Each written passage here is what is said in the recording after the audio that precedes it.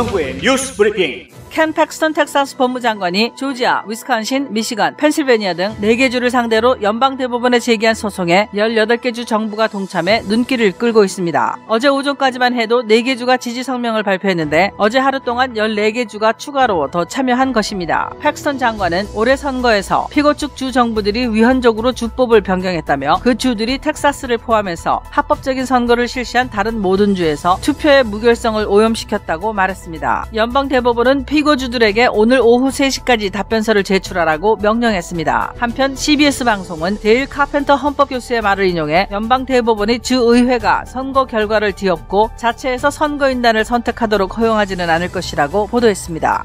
일부 상원의 공화당원들은 트럼프 대통령이 선거 문제에 계속 도전하는 동안 조 바이든 내각 선출에 대한 인사청문회를 거부하고 있으며 이는 차기 대통령이 단 6주밖에 남지 않은 취임 첫날에 주요 공직자를 배치하지 못하는 주요 문제가 될 수 있다고 악시오스가 보도했습니다. 테드 크루즈 상원의원은 소송이 진행 중이고 선거 결과에 논쟁의 여지가 있는 한 상원이 후보자를 인증하는 것을 보지 못할 것이라고 말했습니다. 국토안보 및 정부업무위원회 위원장인 론 존슨 상원의원도 아직 설명되지 않은 꽤 심각한 비리가 있다고 말했습니다. 반면 대통령이 국방부, 주 및 법무부, FBI와 CIA 등에 의존해 국가를 보호하는 안보 분야에서 신속한 인사 인증이 필요하다는 주장도 나오고 있습니다. 그럼에도 불구하고 상당수의 공화당 상원의원들은 바이든이 논란이 많은 후보자들을 내놓고 있어서 인사청문회에 대한 거부감을 강하게 드러내고 있다고 악시오스는 보도했습니다. 조 바이든 대선 후보의 차남인 헌터 바이든이 중국과의 거래에 관련해 델라웨어 연방검찰로부터 지난 2018년부터 세무조사를 받고 있다고 팍스뉴스와 NBC 방송 등이 보도했습니다. 워싱턴 포스트에 따르면 헌터 바이든은 이와 관련 성명을 내고 어제 처음으로 델라웨어주 연방검찰이 세무조사를 하고 있다는 조언을 들었다고 했습니다. 헌터 바이든은 오랫동안 마약 중독 문제를 겪었고 우크라이나와 중국 사업과 관련한 계속되는 의혹을 받아왔습니다. 공화당의 켄 벅 의원은 트위터를 통해 윌리엄 바 법무장관이 헌터 바이든을 수사할 특별검사를 임명해야 한다면서 만약 아버지 바이든의 법무장관이 이 문제를 다룬다면 대단히 부적절할 것이라고 지적했습니다. 연방 상원 국토안보 행정위원회의 론 존슨 위원장은 그동안 제기된 많은 문제들이 법정에서 적절하게 해결되길 염두에 두고 있다며 미 국민의 대다수가 2020년 선거 결과를 합법적인 것으로 보지 않는다는 사실은 아직 충분히 조사되지 않은 명백한 부정행위 때문이고 그것이 지속되어선 안 된다고 말하고 오는 16일에 청문회를 개최한다고 밝혔습니다. 그러면서 의혹을 해소할 수 있는 유일한 방법은 투명성과 대중적 의식이 채워지는 것이라며 그것이 이번 청문회의 목표가 될 것이라고 했는데 16일 청문회는 불법 선거와 관련해 연방정부 차원에서 열리는 첫 번째 청문회여서 더욱 주목받고 있습니다. 선거인단 투표에 대한 이의를 제기하려면 하원과 상원에서 최소 1명이 참여해야 하는데요. 존슨 위원장은 의원들이 무엇을 알아내느냐에 따라 결과에 이의를 제기할 것이라고 말했다고 에폭타임스가 보도했습니다. 오는 2024년 인류 최초로 달을 밟는 여성을 포함해 남녀 우주 비행사를 달에 보내는 계획을 추진 중인 나사가 어제 남녀각 9명씩 총 18명의 후보자 명단을 발표했습니다. 이들은 달 착륙 훈련을 본격적으로 받게 되는데요. 여기에는 지난 1월 나사 우주 비행사로 선발된 한인 의사 출신 존 킴도 포함돼 눈길을 끕니다. 김 씨는 고등학교 졸업 직후 해군에 입대해 네이비실 대원으로 100여 차례 전투작전에 참여해 은성 및 동성 무공 훈장을 받은 바 있고 복무 중에 대학을 졸업하고 장교가 되었다가 이후 하버드 의대를 졸업한 뒤 응급의학 레지던트 과정을 밟던 중 2017년 나사 우주비행사 과정에 지원했습니다. 나사는 2028년부터 인간이 달에 상주하며 장거리 우주 탐사를 준비해 2030년대 중반께 화성 유인 탐사에 나선다는 계획을 세워놓고 있습니다. 조 바이든 대선 후보는 로이드 오스틴 3세 퇴역 장군이 자신의 행정부에서 첫 국방장관이 될 수 있도록 조학 면제를 해달라고 의회에 요청했습니다. 바이든은 그가 군대의 남녀들에게 사랑받았고 우리의 적들이 두려워하고 우리 동맹국들에게 잘 알려진 존경받는 인물이라며 국방부를 중동 지역에서 작전을 감독했던 장군의 지도하에 두는 것은 미국이 전쟁을 막을 수 있을 것이라는 정도가 아니라 아예 전쟁을 막을 것이라고 말했습니다. 국방장관은 지난 1947년 제정된 법률에 따라 전역한 지 7년이 지나야 하는데 의회가 면제를 승인하면 예외가 될 수 있습니다. 하지만 공화당은 물론이고 민주당에서도 상당수의 의원들이 난색을 표하고 있어 귀추가 주목됩니다. 중국과의 커넥션 의혹이 제기되고 있는 조 바이든 대선 후보가 자신의 첫 행정강요 명단에 40대 중국계 여성을 무역 대표부 대표에 지명할 계획이라고 로이터 통신이 보도했습니다. 화제의 주인공은 캐서린 타이 하원 세입위원회 수석 무역 고문 변호사로 만약 임명된다면 최초의 아시아계 무역 대표부 대표라는 역사를 쓰게 된다고 언론들은 전했습니다. 바이든은 이번 주에 타이 내정자를 공식 발표할 예정입니다. 중국어에도 능통한 것으로 알려진 타이 내정자는 대중강경파로 알려져 있는데요. CNN은 트럼프 행정부가 취한 대중강경 기조를 이어갈 것이라고 밝혀왔던 바이든이 자신의 공약인 대중무역관세 실행에 진심이라는 것을 보여주는 분명한 사인이라고 평가했습니다. 중국이 미국의 홍콩 관련 제재에 대한 보복 조치로 미국 정부 관리와 의회 인사, 비정부기구 인사와 그 직계가족에 대해 대등한 제재를 하기로 결정했다고 밝혔습니다. 화추닝 중국 외교부 대변인은 이와 동시에 중국은 홍콩이나 마카오를 방문하는 미국 외교 여권 소지자에 대한 비자 면제 대우를 취소한다고 말했습니다. 이 같은 조치는 지난 7월 재무부가 왕천 등 중국 전국인민대표대회 상무위원회 부위원장 14명과 이들의 직계가족에 대해 미국 방문을 금지하고 미국 내 자산을 동결하며 미국인과의 거래도 금지한 것에 대한 대응입니다. 중국은 미국이 즉각적으로 홍콩과 중국 내정에 대한 개입을 중단하라고 재차 촉구했습니다. 스탠다드 앤 푸어스 다우존스 인다이시스가 각종 주식 채권지수 구성 종목에서 중국 기업 21개사를 제외하기로 했다고 로이터 통신이 보도했습니다. S&P 다우존스는 중국 최대 반도체 위탁 생산업체인 SMIC와 감시카메라 업체인 하이크 비전 등 10개 중국 기업의 주식과 주식 예탁 증서를 모든 주식 주가지수에서 오는 21일부터 뺄 예정입니다. 또 내년 1월 장 개장 전에 나머지 11개 중국 기업의 증권을 채권지수에서 제외할 계획입니다. 영국의 물리학자 아이전 뉴턴의 미발행 노트 묶음이 소도비 경매에서 무려 37만 8천 파운드, 미화로 약 50만 달러에 거래됐다고 영국 일간 가디언이 보도했습니다. 이 노트 묶음에는 뉴턴이 인류의 종말 시간을 알아내려고 연구했던 것과 이집트 피라밋과 성경의 비밀을 풀려고 노력했던 내용이 담겨 있는 것으로 알려져 있습니다. 뉴턴은 성경의 예언을 연구하고 성경에 숨겨진 비밀을 해독하는 데 많은 시간을 보냈다고 하는데요. 소도비 관계자는 뉴턴이 피라밋 연구에 관심을 기울인 이유는 성경에 나온 세상의 종말 시점을 계산하는 데 깊은 관심을 가졌기 때문이라고 설명했습니다. 제임스 라이스 자동차 사고 변호사, 그의 실력은 이미 인정받았습니다. 미국 전체 상위 1% 변호사 선정, 멀티밀리언 달러 승소 변호사, 14년 연속 AB 등급 유지, 6년 연속 슈퍼 변호사. 하지만 저희 최고의 자랑은 고객이 주시는 믿음입니다. If you've been injured in an auto accident, I want you to call me. I know who the enemy is. I know how they fight, and most of all, I know how to win. 제임스 라이스 법률그룹.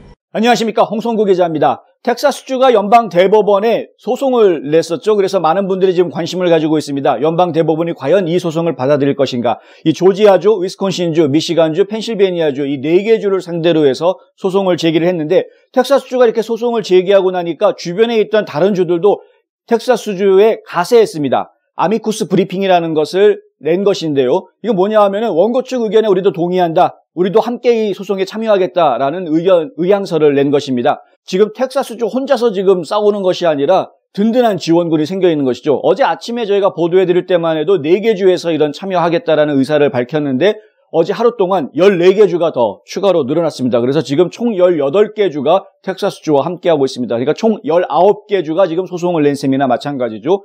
연방 대법원에서 이 압박을 받을 수밖에 없는 그런 상황입니다. 아, 이거 지금 이거를 우리가 검토를 안 할 수가 없겠구나라는 압박을 받을 수밖에 없는 상황입니다. 일단 텍사스주에서 소송이 제기가 됐을 때 연방 대법원에서는 이 피고 측이 된 4개 주에 대해서 왜 선거에서 일정을 마음대로 바꾸고 우편 투표에 대해서 좀 더 느슨하게 했는지, 그런 것들을 하는 절차상에서 헌법을 위반한 그런 문제가 없었는지에 대한 답변서를 제출해라라고 이제 명령을 내려놓은 상태입니다. 오늘 오후 3시까지입니다. 여러분들이 지금 뉴스 브리핑 보시는 이 시간대쯤이면 답변서가 도착했을 것 같은데요. 근데 이 답변서를 보게 되면, 이거 검토를 하고 나면은 내일쯤이면 아마 연방 대법원에서 어떤 발표가 있을 것 같은데, 그런데 지금 어떤 분들은 이 선거가 성공적으로 진행이 될 수도 있다. 그래서 선거 결과가 완전히 뒤바뀔 수도 있다라고 기대하시는 분들도 있고, 어떤 분들은 그거 하나만 하다 연방 대법원에서 그거 안 받아줄 거다라고 이야기하는 분들도 있습니다. 그래서 왜 그렇게 이야기들을 하는지에 대한 생각을 제가 한번 정리를 좀 해드리려고 합니다. 일단은 부정적인 안 될 것이다 라고 이야기하는 측을 먼저 설명을 해드리겠는데요. CBS 방송이 이런 인터뷰를 했습니다. 데일 카펜터라는 이 헌법 전문 교수하고 인터뷰를 했는데 이 교수가 하는 이야기가 뭐냐 하면 연방 대법원이 주의회가 선거 결과를 마음대로 뒤집는 그 자체적으로 선거인단을 선택하도록 그렇게 허락하지는 않을 것이다. 그것이야말로 좀 비헌법적일 수도 있다. 이제 이런 이야기를 하는 겁니다. 연방 대법원의 가장 큰 목적은 그거거든요. 목표는 헌법을 수호하는 것입니다. 헌법을. 이 헌법을 어떻게 지키느냐 하는 것이 굉장히 중요한 것인데 헌법을 어겼느냐 안 어겼느냐를 판단을 하는 것이죠. 그런데 지금 주의회가 이 국민들이 뽑아놓은 선거 결과를 국민들이 하는 선거 결과를 이걸 과연 뒤집고 투표는 국민들이 했지만 선거인단은 우리가 원하는 사람을 뽑겠다라는 식으로 완전히 판을 뒤집어 엎는 일종의 쿠데타 같은 이런 일들을 연방 대법원이 허락할 리가 없다. 이게 이제 헌법학자의 이야기입니다. 이런 주장을 펼치는 게 진보 진영에서만 이런 주장을 펼치는 게 아니고요. 공화당에도 이런 생각을 가지고 있는 분들이 있습니다. 미트 롬니 같은 상원 의원이 아주 대표적인데 미트 롬니 의원 같은 경우에도 어떤 이야기를 하냐 하면 국민들이 뽑은 건데 국민들의 투표권을 행사해서 뽑은 것인데 그러면은 그거를 국회의원들이 마음대로 무시해버린다고 하면 무효화 처리한다고 하면 그 국민들의 헌법적인 권리는 어떻게 되느냐 이런 주장을 하는 것이죠. 그러니까 결국은 인정해야 된다는 겁니다. 선거 결과에 대해서. 근데 이 방송을 보시는 분들은 다들 이해하고 계시겠지만 괜히 이러는 게 아니지 않습니까? 문제는 이 선거에 불법 선거 혹은 부정 선거, 불법 투표에 대한 의혹이 있다라는 거 아닙니까? 그러니까 그런 의혹들에 대해서 말끔하게 해소를 해주었으면 문제가 없는데 지금 부정선거에 대한 의혹이 있기 때문에 국민적인 반향이 지금 일어나고 있는 그런 상황이어서 국회의원들이 지금 나서야 되는 이런 지경까지 와 있는 것이고요. 그런데 국회의원들이 지금 보니까 나설 수밖에 없는 것이 이 주에서 선거 일정을 관리하는 과정에 보니까 우편투표를 지나치게 많이 할 수 있게끔 문을 열어준 방법들, 그 다음에 어떤 일정상의 문제, 펜실베니아주 같은 경우에는 사흘 뒤에까지 이 선거일로 정해져 있는 투표일보다 사흘 뒤에까지 접수되는 우편 투표를 받아주겠다. 이렇게까지 했던 부분들. 그다음에 거기에다 더 한술 더 얻어서 신원 확인까지 이 투표한 사람이 정상적인 합법적인 유권자인지 신원을 확인하는 그 신원 확인 보증 서류를 내는 그 기간도 3일 더 연장시켜주는 이런 식으로 해가지고 결국에는 9일까지 선거가 끝난 다음에도 9일 뒤까지 새로 추가되는 우편투표가 생길 수 있게끔 이렇게 해줬다라는 것이죠. 그러니까 이런 부분들은 헌법을 어긴 거라는 겁니다. 다른 주에서는 텍사스주를 비롯해서 다른 모든 주에서는 그런 헌법에 정해져 있는 일정을 변경하지 않고 했는데 그런데 지금 소송에 걸려져 있는 이 4개 주에서는 이런 변경이 있었다는 거죠. 뭔가 좀 잘못된 변경이 있었다는 겁니다. 그리고 만약에 변경을 한다고 하면 그럼 그건 법을 고치는 작업이니까 입법부, 즉 주의회에서 그런 법을 고쳐서 했어야 하는데 주의회에서 법을 고쳐서 하지를 않고 그냥 행정부에서 법원에다가 요청해가지고 법원에서 명령을 받아내는 거죠. 아 그래 그렇게 해도 돼라고 법원 명령을 받아내가지고 그걸 시행을 했다 이겁니다. 그러니까 주 내에 있는 행정부와 사법부가 꿍짝이 돼가지고 입법부를 바보를 만들었다라는 이야기입니다. 뭐 쉽게 얘기하면 그렇게 되는 것이죠. 그래서 이렇게 선거가 치러진 주는 결국 헌법을 지키지 않은 주가 아니냐. 우리는 헌법을 지킨 주인데 저 사람은 헌법을 지키지 않고 선거를 치렀다. 그러니까 우리 주에서는 저쪽 주가 저렇게 하는 것을 인정할 수가 없다. 저쪽도 선거인단 내보내서 대통령 뽑고 우리도 선거인단 내보내서 대통령 뽑는데 저렇게 헌법 질서를 어지럽힌 사람들이 나와가지고 대통령 선거인단으로 나오는 거 우리는 용납할 수 없다. 이렇게 지금 소송을 낸 겁니다. 그렇기 때문에 어쩌면은 연방 대법원에서 이 소송을 받아줄 수도 있다라고 생각하시는 분들도 있습니다. 그러니까 지금 알 수가 없는 거죠. 그러니까 서로가 얘기하는 핀트가 다릅니다. 제가 이번에 이 대통령 선거 이후에 벌어진 일들을 보면서 자주 보는 현상인데요. 거의 매일 보는 현상인데 뭐냐 하면은 정말 보고 싶은 것만 봅니다. 사람들이. 자기가 보고 싶은 것만 보고 듣고 싶은 것만 듣는 것 같습니다.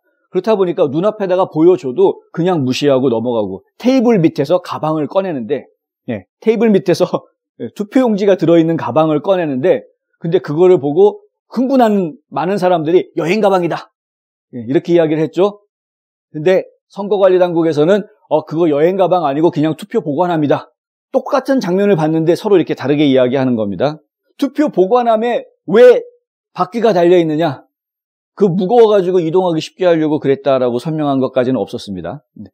근데 여행 가방인가? 여행 가방은 사실 아닙니다. 좀 영상 자세히 보시면 아시겠지만 여행 가방은 이렇게 지퍼처럼 열어가지고 한쪽으로 이렇게 제쳐서 열게 돼 있잖아요. 그런데 그 영상 속에 나와 있는 가방은 뚜껑을 완전히 열 수 있게 돼 있습니다. 이렇게 밀어서 빼더라고요. 뚜껑을 완전히 뺄 수 있게 돼 있습니다. 그래서 여행 가방 같지는 않고 뭐 투표함 비슷해 보이기는 합니다. 사실 또. 그러니까 서로 다른 말들을 하고 싸우는 그런 상황이 생기는 것이겠죠. 근데 지금 이것도 마찬가지인 게 똑같은 소송을 놓고 아니 국민들이 뽑은 거를 갖다가 의회가 어떻게 뒤집느냐라고 이야기하는 사람이 있는가 하면 또 한편에서는 아니 이것은 이 선거 결과 이 문제가 아니라 주 행정부가 헌법에 맞지 않게 지금 일처리를 했다. 선거 일정 관리라든가 절차를 헌법에 맞지 않게 지금 일처리를 했다라는 겁니다.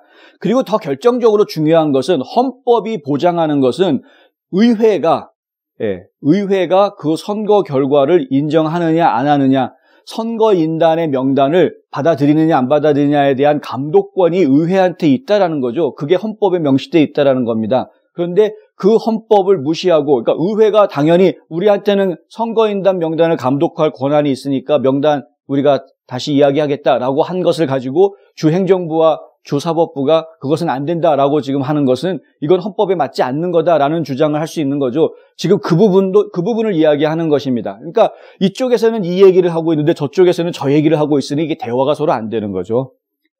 여러분들이 혼란을 가지시면 안 되는 겁니다. 이거는 부정선거다 아니다의 문제로 가지고 지금 소송이 벌어져 있는 것이 아닙니다.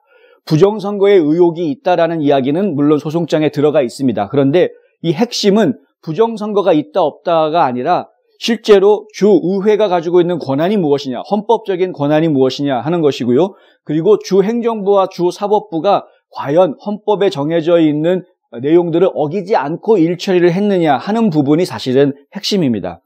그 부분의 핵심 포인트를 맞춰서 중점적으로 생각을 하면 그러면은 연방 대법원이 개입할 수 있는 소지가 생깁니다.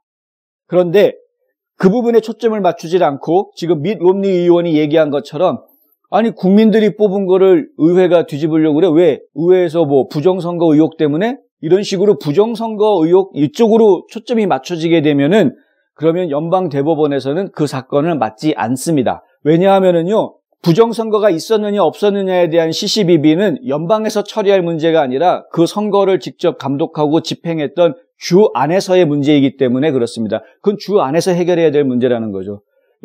연방의 관할권이 아닌 겁니다. 어제도 제가 설명을 잠깐 드렸지만 주에서 결정을 해서 선거인단을 보내오면 그때부터는 연방에서 다루게 되지만 그 선거인단 명단을 결정할 때까지는 그 주 내부에서 벌어지는 일이기 때문에 연방에 함부로 개입하지는 못합니다. 다만 이번에 텍사스주에서 낸 소송처럼 부정선거다 아니다의 문제를 떠나서 일단 이것이 헌법적인 절차를 어겼느냐 안 어겼느냐 이것들을 이야기하는 거는 연방대법원에서 볼 수 있는 것이죠. 왜냐하면 연방헌법이 관여되어 있기 때문에 그런 것이죠. 그리고 각 주 간의 형평성의 문제 같은 것도 연방에서 이야기할 수 있는 것이기 때문에 그렇습니다. 그러니까 어떤 일이 벌어질지는 물론 아직까지는 확실하게 알 수는 없지만 많은 분들이 기대를 하고 있고 기대할 만한 가치가 충분히 있다라는 생각이 듭니다. 그리고 사실 이렇게 기대할 만한 가치가 있기 때문에 다른 주에서도 텍사스주에 동조하고 나서서 이 아미쿠스 브리핑이라는 거를 제출을 했던 거죠. 그러니까 결국에는 연방 대법원 쪽에서는 이 문제를 다루게 될 가능성이 지금으로 봐서는 좀 높다. 이렇게 생각이 되고요.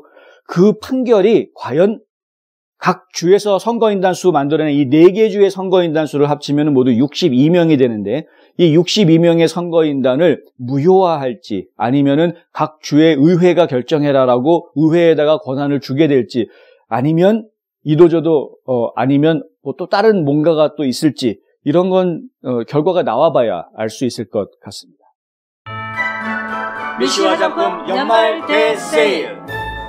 창립 20주년을 맞이한 미시 화장품이 12월 한 달간 특별 할인과 사은품으로 고객 여러분께 보답해드립니다. FDA 승인을 받은 각종 마스크와 소독제, 다양한 화장품 세트, 염색약, 헤어케어, 바디 세트, 샴푸 세트를 30%까지 할인해드립니다. 연말연시 소중한 분에게 좋은 선물을 선사할 절호의 기회 놓치지 마세요. 가까운 미시 화장품 매장으로 직접 오시거나 인터넷으로 오더하셔도 됩니다. 다음 주 월요일이면은 선거인단 투표가 이제 진행이 됩니다. 그리고 이미 선거인단 명부가 각 50개 주에서 다 결정이 돼서 연방의회로 전달이 돼 있는 상태입니다.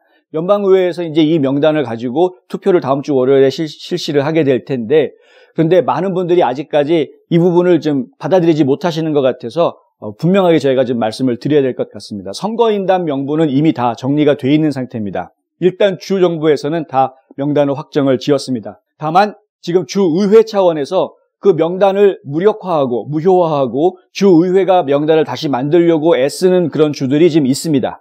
그런 노력하는 주들이 예를 들어서 뭐 펜실베니아주도 있고 애리조나도 있고 미시간도 그런 노력을 하고 있고 네바다에서도 그런 노력들이 지금 벌어지고 있고 또 조지아주도 오늘 하원에서 부정선거에 대한 청문회를 갔습니다. 그러니까 결국에는 이런 주들이 노력을 하고 있는 것들은 있습니다. 그런데 그 노력이 과연 성공적으로 이루어질 것이냐에 대해서는 지금 회의적인 그런 입장들이 있는 것이죠. 그럼에도 불구하고 되지도 않을 걸 그럼 왜 하고 있느냐? 이렇게 해서 이 노력한 것들이 결국에는 다시 법정 소송으로 이어져서 연방 대법원까지 올라갈 수 있기 때문에 그런 거죠. 주 내에서 분쟁을 해결하지 못하면 그러면은 그 분쟁의 소지가 다시 연방 대법원으로 올라갈 수 있는 것이기 때문에 그렇습니다. 이거는 이제 부정선거 논란을 가지고 연방 대법원으로 갈 수 있는 길이 있다는 겁니다.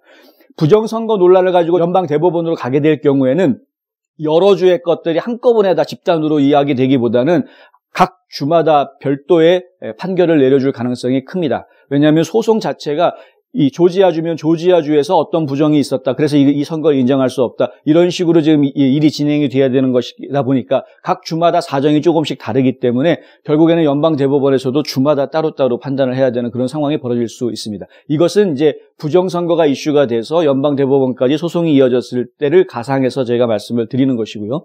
가장 사실 쉽고 빠른 방법은 요번에 텍사스주에서 이렇게 단체로 집단으로 소송을 냈으니까 그러면 이 소송을 연방 대법원에서 받아서 심리를 하고 헌법상 절차에 문제가 있었다라고 판결하면 일이 아주 간단하게 끝나는 게임이 되는 것인데, 그런데 반대로 연방 대법원에서 이 소송을 심리를 했는데 그런데 각 주에서 헌법을 어겼다라고 보기 어렵다 라고 이야기해가지고 연방의회가 거기 뭐 선거인단 명단 뭐 어떻게 할 수가 없다 이렇게 판결을 내려버리면 그러면은 또 굉장한 좌절이 올 수도 있겠죠. 물론 그렇다고 해서 완전히 끝나는 건 아니고 좀 전에 설명드린 대로 각 주에서 지금 벌어지고 있는 부정선거에 대한 소송이 계속 항소를 해서 연방 대법원까지 상소가 올라가는 그런 방법이 또 있기는 합니다. 굉장히 힘든 방법이 될 수는 있는 것이죠. 어쨌든 계속해서 트럼프 대통령이 물러서지만 않는다면, 포기하지만 않는다면 끝까지 싸울 수 있는 그런 기회들이 아직까지 뭐 여러 가지 방법들이 좀 남아있다. 이런 말씀을 좀 드릴 수 있는 것이고요. 그리고 실제로 트럼프 대통령은 끝까지 포기하지 않겠다라는 의지를 계속 내비치고 있기 때문에 뭐 일부 진보 진영에서는 트럼프 대통령이 2024년에 출마하기 위해서 지금 자기 입지를 만들려고 좀 꼼수를 쓰는 거다. 뭐 이런 비난을 하는 사람들도 있는데 전혀 사실 무근입니다. 진짜 베이스리스, 근본 없는 그런 비평이고요. 실제로 트럼프 대통령은 끝까지 지금 가려고 하는 의지를 내비치고 있기 때문에 여기에 진행되는 상황들을 좀 봐서 어떤 방법이 가장 적합한 방법인지를 선택해 나가고 있는 겁니다. 하나씩. 그리고 한두 가지가 아니라 여러 가지 방법을 동시에 추진하고 있는 것이죠. 처음부터 그것은 그래왔던 것입니다. 그런데 어떤 절차는 빠르게 진행할 수 있는 절차가 있고 어떤 절차는 이 여러 단계를 거쳐야지만 끝까지 갈 수 있는 그런 절차상의 문제들이 있기 때문에 그래서 어떤 일들은 좀 더뎌 보이고 하는 것이죠. 좀 인내심을 가지고 지켜볼 필요가 있다. 그리고 여러 차례 말씀을 드렸지만 이 선거는 1월 20일 대통령 취임식 날 누가 취임 선서를 하느냐까지 봐야 확실하게 알 수 있다는 겁니다. 그 전에 얼마든지 이게 바뀔 수 있는 상황이 자꾸 나올 수 있는 선거예요. 올해 선거는 참 희한하게도 정말 역사에 없는, 유례가 없는 희한한 그런 선거가 되어져 있다. 이런 상황입니다. 경험과 실적이 증명하는 김효지 부동산 전문인. 학자금과 대학 입시 상담은 AGM 인스티튜트. 불타는 곱창이 해서 정말 맛있는 불타는 해물찜. 네, 이제 세이프 하버 데이가 이미 지났죠. 그래서 선거인단 명단이 의회에 지금 전달이 돼 있는 상황이라고 말씀드렸습니다. 현재 지금 전달되어져 온 선거인단 명단을 놓고 이 기준으로 해서 이야기를 하자 그러면 조 바이든 후보가 당선될 가능성이 매우 높은 그런 상황이죠. 다음 주 월요일 날 투표를 이제 하겠지만 어쨌든 간에 지금 현재 명단은 그렇습니다. 이제는 각 주에서 벌어지고 있는 일들보다는 이제 연방으로 일이 넘어왔다, 공이 넘어왔다라고 봐야 됩니다. 그래서 이제 이 선거에 대해서, 대통령 선거에 대해서 결론을 내기 전에 그 결론을 바꿀 수 있는 방법은 결국은 연방 차원에서 개입하는 수밖에 없는데, 연방의회가 개입하는 방법이 있고 연방 대법원이 개입하는 방법이 있습니다. 그중에 연방의회가 개입하는 방법이 뭐냐면 바로 이의제기입니다. 이 선거인단에 대한 이의제기, 혹은 선거인단이 만약에 투표를 한 뒤라면 투표를 한 것에 대한, 투표 결과에 대한 이의제기, 이런 것들이 가능한 것이죠. 그런데 이 이의제기를 연방의회에서 하기 위해서는 하원에서 최소 1명, 상원에서 최소 1명, 이 상원, 하원에서 각각 최소 1명의 의원들이 이의제기를 하고 나서야 됩니다. 하원에서는 모 브룩스 의원, 알라바마에 있는 연방 하원 의원인데요. 이 모 브룩스 의원이 이의제기를 이미 한 상태죠. 그런데 상원에서 그럼 누가 이의제기를 할 것이냐, 이 부분이 지금 관심사인데, 그런데 지금 재밌는 이야기가 보도가 됐습니다. 론 존슨 의원이라고 있습니다. 상원의원이에요. 국토안보위원회 의원입니다. 그러니까 국가의 안보를 책임지고 있는, 그 관장하고 있는 그런 위원회인데, 이 국토안보위원회의 론 존슨 위원장입니다. 거기다가도 이 론 존슨 위원장이 청문회를 갖겠다라고 발표를 했습니다. 다음 주에 청문회를 갖겠다고 합니다. 그러니까 이미 선거인단 투표가 끝난 뒤죠. 선거인단 투표가 끝난 뒤부터 내년 1월 6일에 정식 발표가 있을 때까지, 이 선거인단 투표에 대한 발표는 내년 1월 6일 날 합니다. 그런데 내년 1월 6일 날 선거인단 투표 발표가 있을 때까지 그 사이에 지금 청문회를 열겠다라는 이야기입니다. 이의제기를 할 가능성이 있는 것이죠. 이 론 존슨 의원은 이의제기 할 거냐라는 기자들의 질문에 아직 그 단계까지 간 거 아니다. 일단 청문회를 열어보고 청문회에서 나오는 내용들을 들어보고 우리 의원들이 어떤 생각을 갖게 되느냐에 따라서 이의제기를 할 수도 있을 것이다. 이렇게 이야기를 했습니다. 그러면 이미 선거인단 투표가 끝난 뒤에 상원에서 이의제기가 나올 수 있다는 이야기인데요. 이게 무슨 얘기냐 하면은, 그러면 선거인단 투표한 결과는 바이든 후보가 이기는 것으로 그렇게 결론이 나올 가능성이 매우 높은 상황인데, 근데 이 상황에서 그 뒤에 이의제기를 통해서 그 선거인단 투표 중에 일부 표를 무효표로 처리하겠다라는 이야기입니다. 이 무효표로 하기 위한 여러 가지 방법들이 있는데, 거기에는 의회 단독의 힘으로 가능할 수도 있겠지만 사실은 그게 쉽지 않을 수도 있고, 거기에 연방 대법원이 끼어들어서 관여해서 판결을 내려줄 그런 가능성도 있습니다. 이제 연방 의회에서 연방 대법원 쪽으로 소송을 제기하는 그런 가능성도 있기 때문에 그런 것이고요. 이런 절차들을 어쨌든 밟긴 하겠지만은, 그렇게 되면 결론적으로는 연방 하원에서 각 주 대표 1명씩이 나와가지고 대통령을 뽑고, 연방 상원에서는 부통령을 뽑는, 이런 연방 의회에서 결국은 대통령과 부통령을 선출하는 그런 절차로 가게 되는 것이죠. 이 과정은 이미 헌법에 다 규정되어 있는 정상적인, 어떻게 보면은 정상적인 과정이라고 볼 수 있습니다. 헌법에 있는 과정이기 때문에 정상적이라고 이야기하는 거죠. 상당히 특이한, 매우 우리가 볼 때에는 비정상적인 절차이기는 한데, 그런데 헌법은 어쨌든 이런 절차들을 규정해 놓고 있고, 대통령을 뽑는 게 논란이 있고 어려우면 이렇게라도 뽑아라라고 길을 만들어 놓은 것이기 때문에 그 길로 이제 갈 수 있다라는 것입니다. 이 일을 지금 진행을 잘 지켜봐야 하겠습니다. 다음 주 16일입니다. 수요일인데요. 다음 주 수요일 날 이 연방 상원에서 청문회를 갖겠다. 과연 어떤 증언들이 나오고 그것들이 또 이 연방 의회에 어떤 영향을 끼치게 될지, 연방 의원들이 그 청문회의 증언을 듣고 어떤 생각의 변화를 가져오게 될지, 그리고 이의제기를 과연 할지, 그래서 선거인단 수를 무력화해서 어느 누구도 270명을 확보하지 못하는 그런 상황으로 전개를 시켜나갈지, 이런 것들을 좀 제가 좀 지켜봐야 하겠습니다. 감기 환자를 위한 출입구 따로 있습니다. 김시현 내과. 한 곳에서 시작되는 안정된 미래, 선우앤 선우 종합보험. 고객과 직원을 지켜주는 스니즈가드. 지금 주문하세요. 베너앤 프린트. 헌터 바이든, 여러분 이름 기억하시죠? 조 바이든 대선 후보의 둘째 아들, 차남인데, 이 바이든 후보는 아들 사랑이 아주 남다른 그런 면이 있습니다. 첫 번째 아들이 안타깝게도 암으로 세상에 먼저 떠났기 때문에 그 둘째 아들에 대한 애정이 남달리 더 극진한 것 같다라고 제가 생각이 되긴 하는데, 그런데 너무 애지중지 키웠던 탓인지 좀 불미스러운 일들에 많이 연루가 되어 있는 것도 사실입니다. 이 지금 헌터 바이든 같은 경우에는 조사를 받고 있는 것이 확인이 됐죠. 본인 스스로 어제 성명서를 발표를 했습니다. 본인 스스로 얘기하는 거죠. 세금 문제를 조사하고 있다라고 발표를 했는데, 오늘 아침에 워싱턴 포스트에서 내놓은 기사를 보면은요, 워싱턴 포스트입니다. 여기서 내놓은 기사를 보면은 그것만이 아닌 것 같습니다. 중국과 관련되어 있는 광범위한 여러 가지 광범위한 문제들을 지금 조사를 하고 있는 것으로 보인다라는 기사가 나왔고요. 팍스뉴스 같은 경우에도 아주 디테일하게 자세한 부분들을 소개를 해놨습니다. 이 팍스뉴스에서 소개한 내용은 뭐였냐면은 그 연방 상원에 있는 국토안보부에서 내놓은 보고서 내용입니다.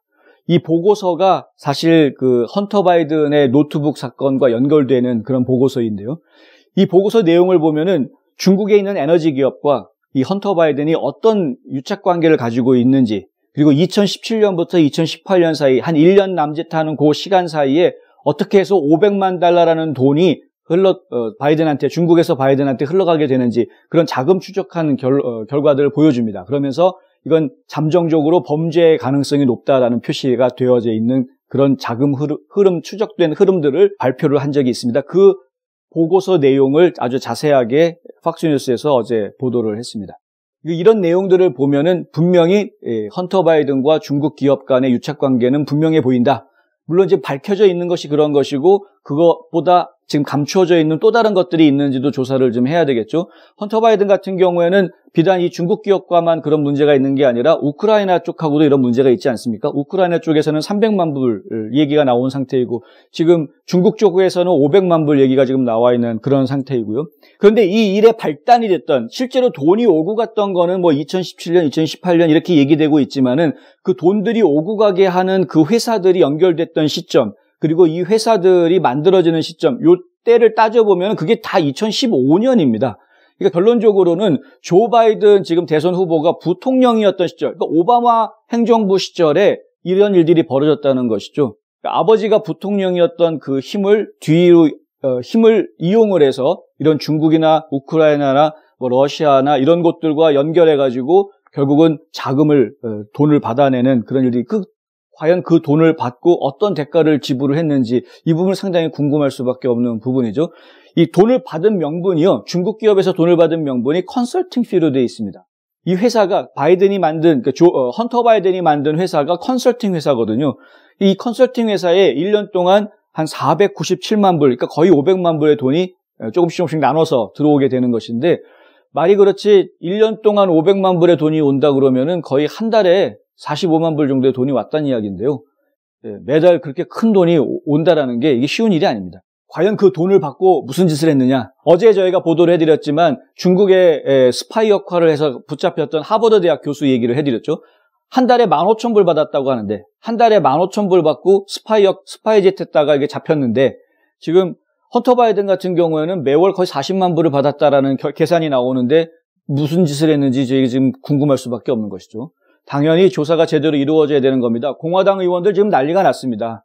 만약에 조 바이든이 대통령이 돼서 만약 대통령이 자기가 뽑은 법무장관이 이 일을 맡는다. 자기 아들에 대한 조사를 자기가 뽑은 법무장관이 맡게 한다. 이러면은 이게 무슨 일이 벌어지겠느냐 이거죠. 그래서 지금 공화당 의원들은 지금 당장 윌리엄 바 법무장관이 특검 명령해라. 특검 지명해라. 이렇게 이야기를 하고 있습니다. 헌터 바이든 사건을 조사할 특검 지명해라. 이렇게 지금 요구를 하고 있는데, 윌리엄 바 법무장관이 좀 미적미적거리죠. 그리고 이미 자기는 좀 일찍 빠지겠다라고 사퇴의 의사를 밝힌 상황이어서 지금 일이 어떻게 돌아갈지 잘 모르겠습니다. 하여튼 간에 지금 상황이 좀 묘하게 돌아가고 있죠. 모든 국민들은 지금 이 상황에 대해서 눈을 뜨기 시작했습니다. 이제서 이게 바이든 일가와 중국과 뭔가가 있나 보다라는 그런 의혹들의 눈이 지금 떠지기 시작하고 있는 그런 상황인데, 그런데 지금 윌리엄 바 법무장관은 일찍 자기는 사퇴하겠다고 그러고 있는 상황이고, 공화당 의원들은 특검 지명해라, 그래서 제대로 수사해라, 이런 이야기를 하고 있는 그런 상황이고, 참 애매한 그런 상황입니다. 그러니까 이것도 제가 좀 지켜봐야 할 중요한 사안인 것 같습니다.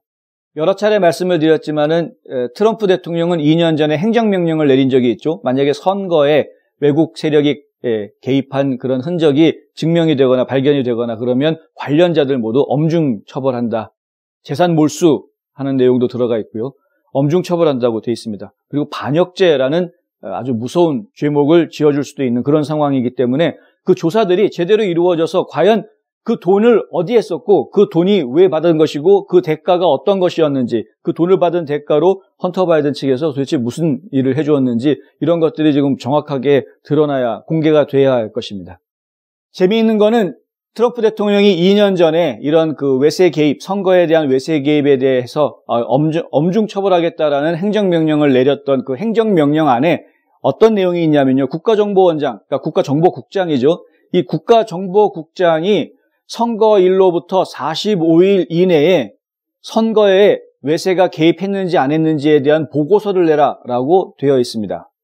그 45일 되는 날이 언제냐? 12월 18일입니다. 상원에서 청문회 한다라고 했던 다음 주 수요일 이틀 뒤죠. 그러니까 다음 주 금요일입니다. 다음 주 월요일은 선거인단 투표가 있습니다. 다음 주 수요일은 연방 상원에서 불법 선거에 대한 청문회를 가집니다. 그리고 다음 주 금요일은 국가정보국장이 이번 선거에 외세 개입이 있었는지, 외국의 개입이 있었는지에 대한 보고서를 제출하게 되어 있습니다. 뭔가 그림이 그려지지 않나요? 헌터 바이든은 지금 중국과의 연루설에 대해서 조사를 좀 받고 있고, 그리고 FBI는 사실 우크라이나 스캔들과 관련해서 헌터 바이든이 우크라이나와 어떤 관련을 가지고 있는지에 대한 조사를 해왔는데 그 내용에 대해서 아직까지 밝히고 있지 않은 그런 상황이고요. 하여간 여러 가지 것들이 동시다발적으로 터질 것 같다라는 그런, 왠지 폭풍전야에 있는 것 같은 그런 느낌입니다. 요즘 같은 비대면 시대에 광고도 인터넷이라는 것 아시죠? 그런데 어떻게 해야 될지 모르시겠다고요? 가장 효과적인 인터넷 광고는 좋은 컨텐츠에 붙어 있는 것입니다. 뉴스앤포스트는 좋은 컨텐츠를 만듭니다. 비즈니스가 어려우세요? 뉴스앤포스트에 광고하세요. 좋은 상품이 있는데 알리고 싶으시다고요? 뉴스앤포스트에 광고하세요. 널리 알리고 싶다고요? 뉴스앤포스트에 광고하세요. 뉴스앤포스트는 페이스북, 유튜브, 카카오톡, 트위터 등 다양한 플랫폼으로 컨텐츠를 전달하고 홍보 효과를 극대화해드립니다. 어제 나사에서 아주 의미 있는 행사가 있었습니다. 마이크 펜스 부통령이 직접 참석을 했고요. 아르테미스 프로그램에 참여하는 우주비행사들, 그 후보들 소개하는 행사가 있었습니다. 18명의 후보들이 소개가 됐는데요. 아르테미스 프로젝트라는 거는 뭐냐면은 달나라에다가 이 달 기지, 인간이 살 수 있는 달 기지를 건설하는 프로젝트인데요. 첫 우주인으로 2명이 한 쌍이 가는 겁니다. 남녀 한 쌍이 갑니다. 그래서 우주기지를 만드는 작업을 이제 시작을 하는 그런 겁니다. 인간이 이렇게 달나라에 가가지고 달나라의 기지를 만들고 이런 날이 점점 다가오고 있는 것이죠. 2028년부터는 아예 상주한다, 이렇게 이야기하니까요. 달나라에 사람이 산다라는 이야기고요. 2030년 중반쯤 되면, 지금 계획으로는 2034년쯤 되면 이 화성에도 유인 우주선을 보내겠다, 이런 계획들을 지금 세우고 있습니다.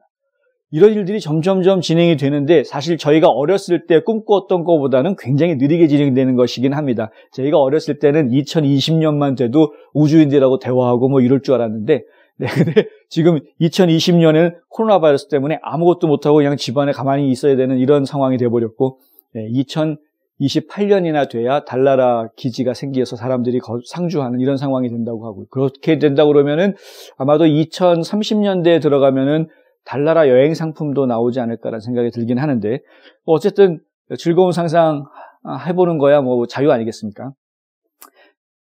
몸이 부자연스러울 때는 이 마음이라도 좀 자유롭게 움직여야 하는 것 아닌가 해서 이런 말씀 드려봤습니다. 홍성구의 뉴스 브리핑은 여기까지 하겠습니다. 저는 내일 또 다시 찾아뵙겠습니다. 시청해 주셔서 감사합니다.